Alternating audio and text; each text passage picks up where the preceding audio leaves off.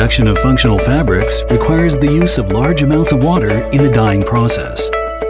This is one of the biggest challenges facing the textile industry. ITRI has combined simulation prediction and dye verification technologies, molecule design and synthesis of auxiliary, dye staff analysis and solubility measurement,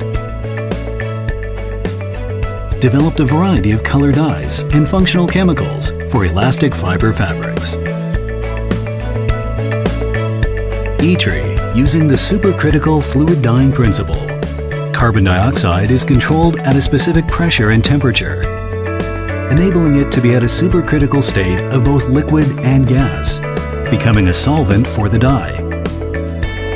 Upon the completion of the dyeing process, carbon dioxide is allowed to return to a gaseous state and then directly recycled. The entire dyeing process does not use any water and consequently does not generate any wastewater.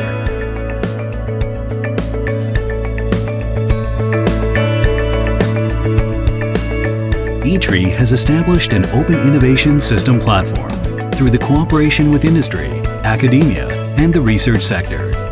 It is now engaged in technology cooperation with ITRI, one of Taiwan's leading textile manufacturers.